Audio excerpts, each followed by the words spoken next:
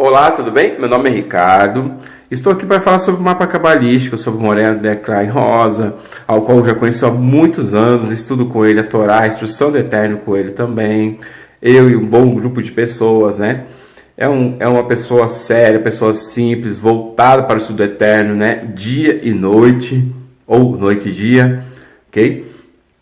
E a Torá é a instrução do Eterno, a instrução do Eterno dado há muito, muito tempo, e que os seres humanos, assim como nós aqui, precisamos disso para que nós tenhamos uma vida gratificante com sentido. E o mapa cabalístico consiste nisso, em descobrir a configuração de sua alma, né, desde sua saída, sua origem, até a chegada aqui nesse mundo físico, aonde que a gente vai descobrir a árvore da vida também, as suas emanações, seus sentidos, a gente vai descobrir o porquê, nós vamos ter um norte, você vai ter um norte de sua vida. Então, um estudo científico altamente seguro, tá? E eu tive muita felicidade, muita gratificação em fazer esse mapa cabalístico, onde que você consegue consertar vários aspectos da sua vida e assim também consertar com outras pessoas, né? Então, eu indico esse mapa cabalístico. Isaías 9, no versículo 6. Diz aqui, porque um menino nos nasceu, um filho se nos deu, e o principado estará sobre os seus ombros, chamará o seu nome, maravilhoso, conselheiro, Deus forte, Pai da eternidade e príncipe da paz. É o que está escrito aqui, não é? Então, o que acontece? A primeira coisa que a gente tem que observar aqui é a conjugação verbal do texto, porque mesmo que a Torá não seja literal, o Taná não seja literal, a questão foi fixada para aquele tempo e para aquele momento, ou seja, a espiritualidade, mesmo que seja assim, já havia sido criada. Porque, veja, um menino nos nasceu, tá vendo? Isso está em que conjugação verbal? Ele nasceu, ele já havia nascido, ele, né? O menino nos nasceu, está nascendo, nasceu. Um filho se nos deu. Aí sim, segue o resto, isso está no passado.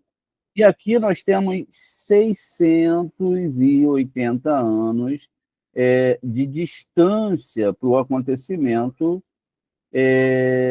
do Novo Testamento. Exatamente 680 anos é a diferença. Depois, a gente deve ver, né, com a tradução correta. Vamos ver com a tradução correta como é. Eu vou citar aqui para vocês. Porque nos é nascido um menino, veja, nos é nascido aqui, essa pequena mudança pode confundir as pessoas. Não é? E vamos ver de novo, na tradução correta. Porque nos é nascido um menino e a nós é dado um filho. O governo estará sobre os seus ombros, e Deus, e Adonai, o Eterno, que é maravilhoso, conselheiro, Deus poderoso, Eterno Pai o chamará. O chamará príncipe da paz. Aqui, o que eles fazem? Eles atropelam tudo, porque um menino nos nasceu, dando a interpretação aqui, esquecendo da frase no passado, um filho nos deu, aí ele surge aqui colocando que esse menino, veja, e o principado estará sobre os seus ombros, e se chamará o seu nome maravilhoso conselheiro, Deus forte, Pai de eternidade e príncipe da paz. Isso é uma tradução cristã. A tradução original, porque a nós é nascido um menino, e a nós é dado um filho, o governo estará sobre os seus ombros. E aí surge a parte que nós devemos botar aqui um ponto de observação que não tem aqui nessa tradução. E o Eterno, que é maravilhoso, que é conselheiro, que é Elohim poderoso, eterno, Pai o chamará de príncipe da paz. Eles pegam a frase, pegam o menino que nasceu, pegam a própria conjugação verbal da questão, tiram e mudam, né, tiram artigos, etc., e mudam tudo. E apontam para esse menino que ele é o maravilhoso, que ele é o conselheiro, que ele é o Deus forte, que ele é o Pai da eternidade e é o príncipe da paz. Mas, na verdade, não. Ele segue com o texto dizendo, né, que Deus, que é maravilhoso, que é conselheiro, o eterno poderoso, eterno Pai o chamará de príncipe da paz. Perceba como essas nuances exatamente são bem fora do contexto. É o próprio eterno que é isso. Não é o príncipe que será isso. O príncipe será chamado de príncipe da paz. Quando a gente vai para o livro, né, a gente está percorrendo aqui, a gente vai para o livro e a gente tem que ter muito cuidado. Eu acho que a gente tem que fazer toda uma reconstrução da Torá. A gente tem um livro de 2 Reis, 18 e 16. Até o nome, né, é mudado, é Malahim 2, ou Beit Malahim. Diz o seguinte, no 18, 2 Reis 18, 16.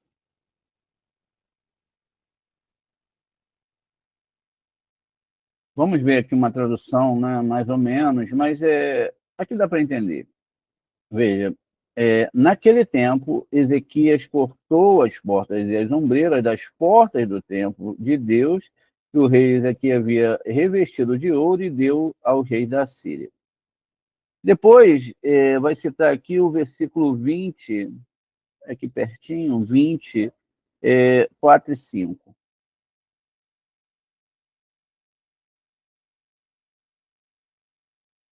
Diz aqui, antes que Isaías saísse do pátio do meio, a palavra de Deus veio a ele. Volte e diga a Ezequias, o governante do meu povo, assim disse o Eterno dos seus antepassados, Davi, eu ouvi as suas lágrimas, eu vou te curar, no terceiro dia você deve subir para a casa do Eterno. Né? Aquela doença que ele teve, que Deus falou que ele ia morrer, etc. Em Reis 18:1, segue, 2 Reis 18:1, segue o seguinte.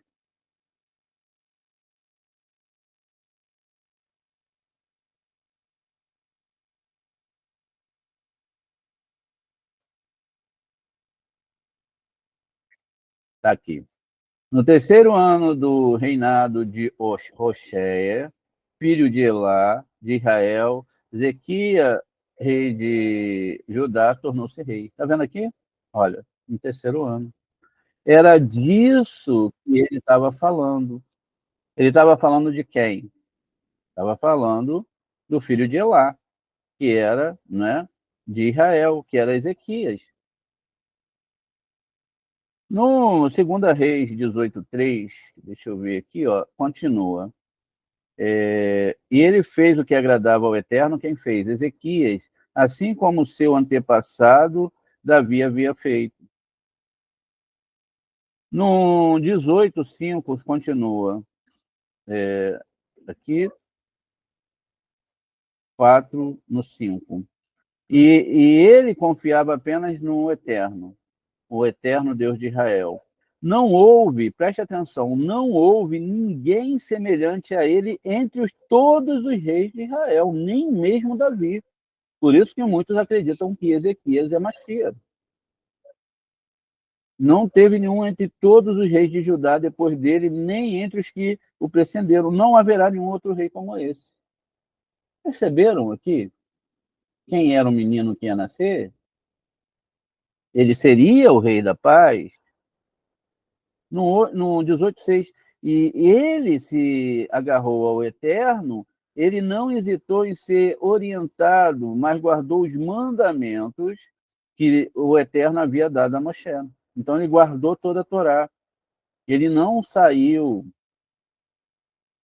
Por isso aqui ele também é chamado de Sar, não é? Que Sar, na verdade aqui teria que ser Sar com Shin para ser príncipe, né? Então ele é chamado de Sar, é a mesma sonoridade, mas enfim. Então veja, esse é o rei. Vamos aqui agora dar uma olhada em 2 Reis 24, no versículo 20, capítulo 20, perdão, no versículo 4. Diz o seguinte: antes que Isaías saísse pelo pátio do meio, a palavra do Eterno veio a ele, né? E veio falar a mesma coisa que a gente já leu. Era o sinal, era esse menino que ia nascer. Então aqui a gente está fechando o capítulo de quem era esse príncipe da paz. Era Ezequias, que era um homem de paz, um homem santo, que cuidou da casa do Eterno, era maior. Se rei Davi era cuidadoso com as coisas do Eterno, ele foi maior do que o rei Davi, bem maior. Porque ele é dito no Taná que ele foi o maior de todos os reis de Israel. Nunca houve até ele chegar e nunca haverá depois dele. Por isso que muitas pessoas falam que ele é o rei Machia, um Machia, não é? Mas o que acontece? Quando se fala de príncipe da paz, o livro do Novo Testamento apresenta Jesus, né, como uma pessoa que é o príncipe da paz, mas Jesus era uma pessoa agressiva. Imediatamente as pessoas vão indagar, será? Como pode? Não é? Basta a gente ler Moré César, Xalia de Hamilton, no livro de Lucas 22. Vamos dar uma olhada aqui. No livro de Lucas, no capítulo 22, exatamente falando, porque se Jesus era uma pessoa agressiva, nós temos que mostrar isso. Não precisamos ficar na tentação só de falar de boca. É por isso que eu gosto de estudar, e eu sempre gosto de ir mostrando os versículos, que é para as pessoas lerem. Dá um pouquinho mais de trabalho, a gente poderia ficar muito mais aqui linear e etc. Mas eu gosto de procurar, eu gosto que as pessoas leiam comigo, para que vocês mesmo que são alunos já possam desvendar os seus olhos. Vejam. Então, Lucas 22, 36. E disse-lhe: mas agora que ele tiver uma bolsa, tome-a, como também se tiver um alforge, e quem não tem a espada ainda, se você não tem a espada, venda a sua capa e compre. Jesus armou os seus discípulos. Vamos ler aqui de novo. Vamos ler de novo. Disse-lhe, pois, mas agora, mães agora, aquele que tiver bolsa, tome-a. Ou seja, quem tiver grana, tome-a. Como também pegue o seu alforge. E o que não tem espada, venda a sua capa e compre. A espada vai ser mais necessária do que a capa. Em Lucas 22:50, no mesmo capítulo, ele diz o seguinte: um deles feriu o servo do sumo sacerdote e cortou-lhes a orelha direita. Essa história é bem conhecida. Veja, quem não tiver espada, e quem não tiver espada tem que ter espada, Lucas 19,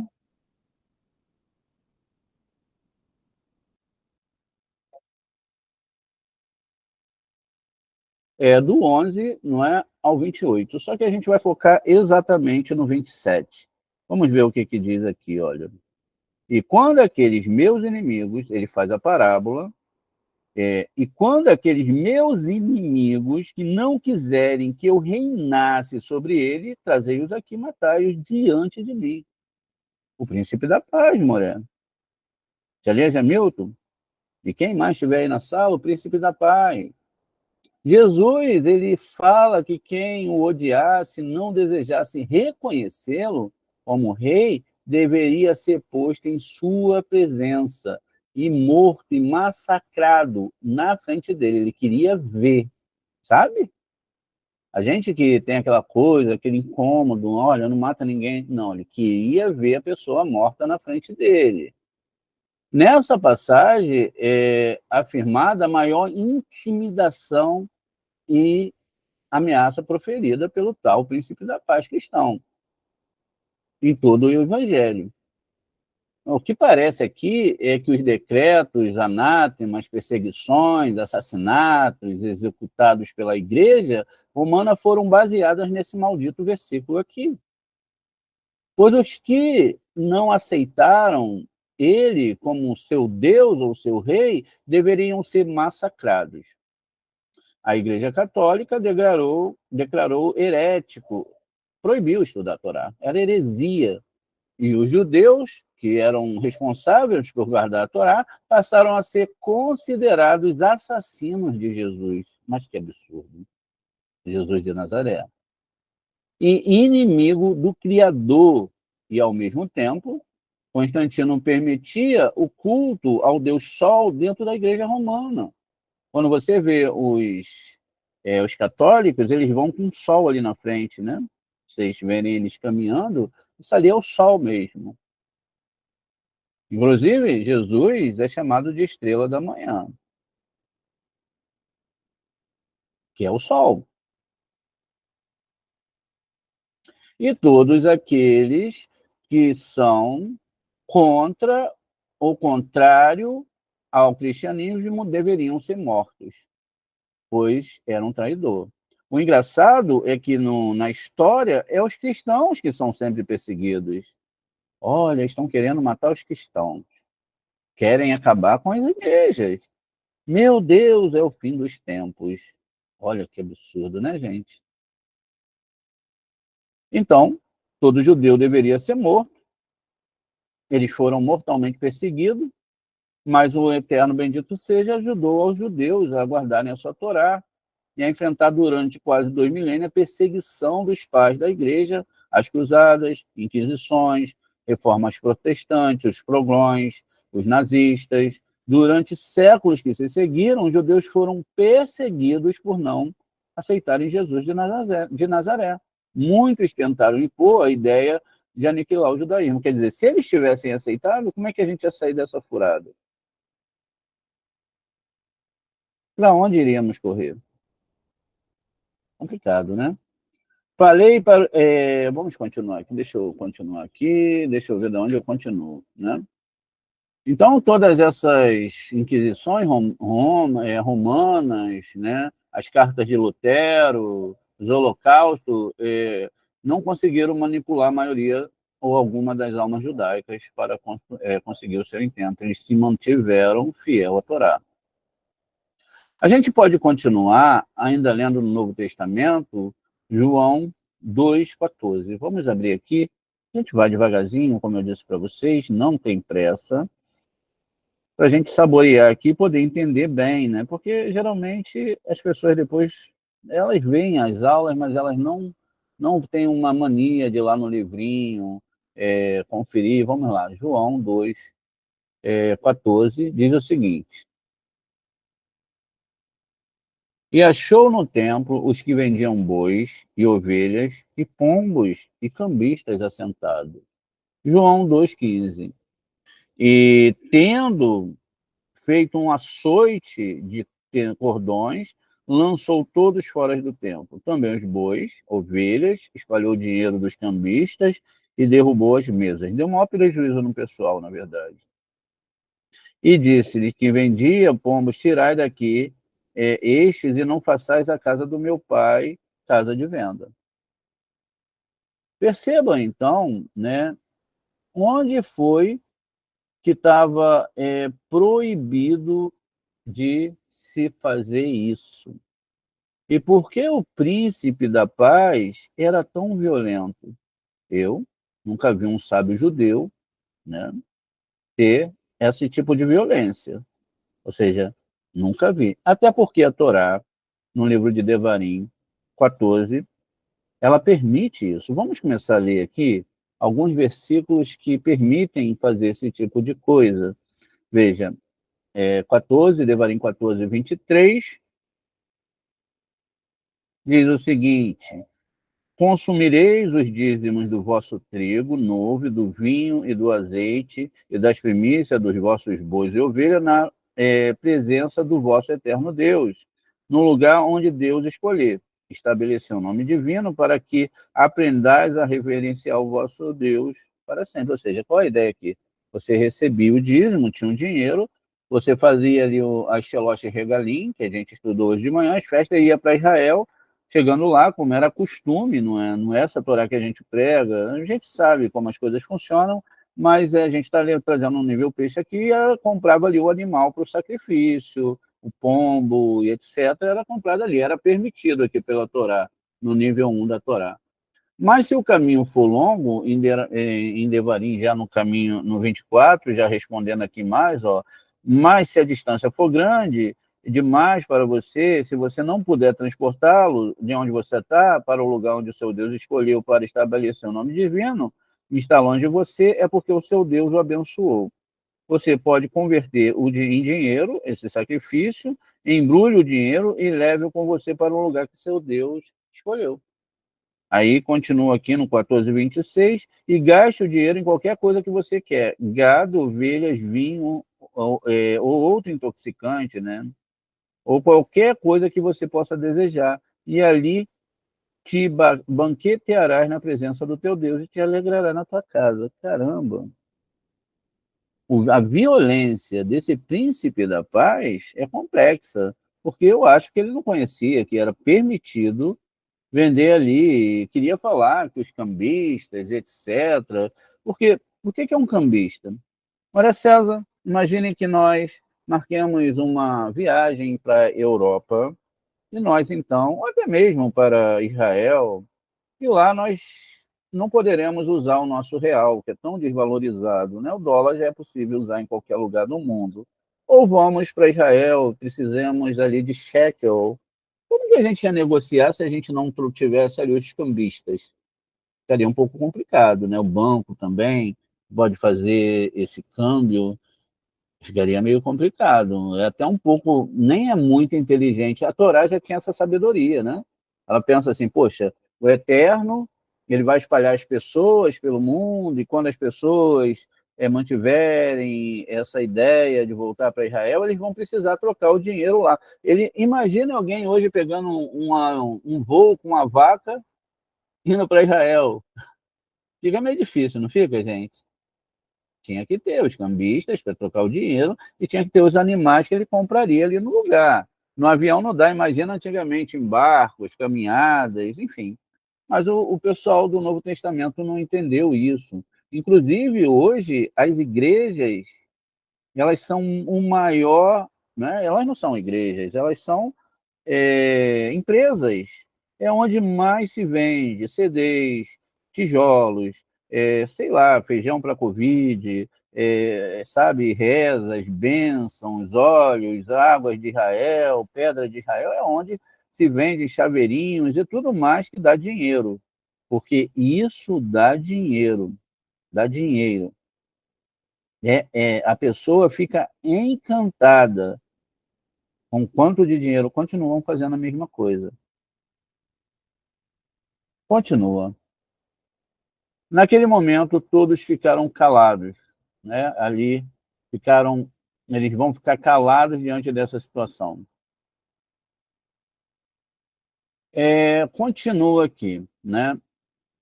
Então, a Torá ordena, em Devarim 20:20, o seguinte: é proibido destruir árvores frutíferas. Vamos ver aqui, voltar um pouquinho. Devarim 20:20, no 20:20. Ó, diz o seguinte: diz aqui, ó. Apenas árvores que você sabe que não produzem frutos, comidas, podem ser destruídas. Isso é um mandamento de Torá. Não pode. Eu não gosto nem de arrancar capim, eu sou sincero. E eu acho que tudo tem um porquê, mas às vezes você tem que aparar, tem que tirar, mas veja, é, é, é possível, né? É possível. Então, veja, perdão, apenas árvores que você sabe que não produzem comida podem ser destruídas. Árvores frutíferas não podem, no primeiro nível aqui. Você pode cortá-la para construir obras de cerco contra a cidade que estava travando guerra contra você, até que seja reduzida. Então, veja, é proibido cortar essas árvores. Vamos dar uma olhada também, exatamente aqui, agora em Mateus 21, 19 e 20. Vamos aqui, agora a gente tem que voltar para o Novo Testamento, no livro de Mateus 21, 19 ao 20.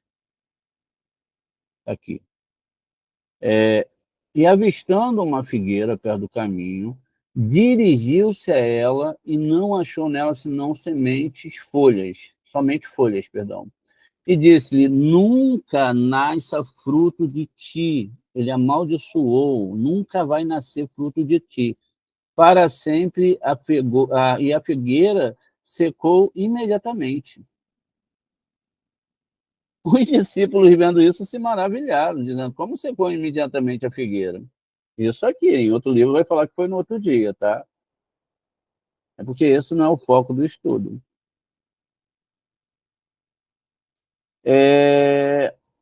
Era proibido. Quando o sacerdote de Israel vai ser escolhido, as varas são reunidas ali, a vara de Aharão, o que, que acontece com ela? Ela floresce, ela está, né? A ideia ali é que ela floresce.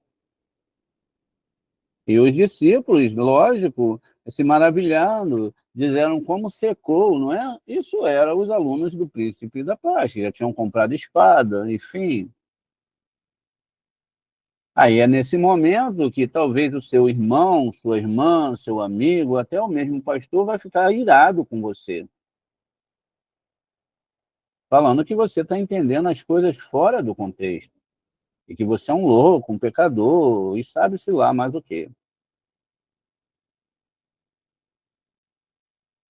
Um homem de paz sai plantando árvores, construindo vida, e não destruindo árvores por aí, para mostrar que tem poder por capricho.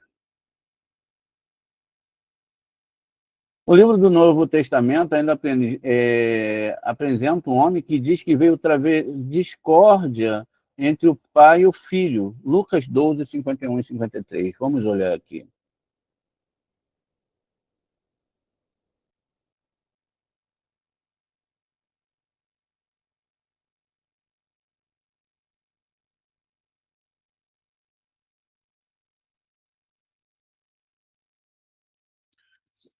O que ele fala aqui? Ó? Cuidais a vós que eu vim trazer a paz à terra? Não vos digo que antes eu vou trazer dissensão. Porque daqui em diante estarão 5 divididos numa casa. Poxa vida, deixa eu voltar aqui. 5 divididos numa casa. 3 contra 2 e 2 contra 3. O pai estará dividido contra o filho contra o pai, a mãe contra a filha e a filha contra a mãe, e a sogra contra a sua nora, e a nora contra a sua sogra. Você percebe, então, que isso é verdade. Então perceba, né, que as pessoas estarão divididas, pai contra filho, mãe, etc. Veja, as pessoas começam a não entender mais nada. E aí a gente deve entender que dentro dessa questão, nada disso casa com Jesus. A gente está falando teologicamente das próprias palavras dele, porque ele, como pode um príncipe da paz falar: tragam todos aqui diante de mim e eu irei ver eles morreram, porque eles não aceitaram a minha palavra. Eles não me entenderam. Só que tem certos textos do Novo Testamento que diz o seguinte, né, que as pessoas já foram predestinadas para a salvação. Eu não conheço esse texto, não sei se o Moisés César lembra dele. Se a pessoa já foi predestinada, como é que ela vai escolher crer ou não crer? Não é verdade? Você pode se obrigar a crer numa coisa nesse sentido? Enfim.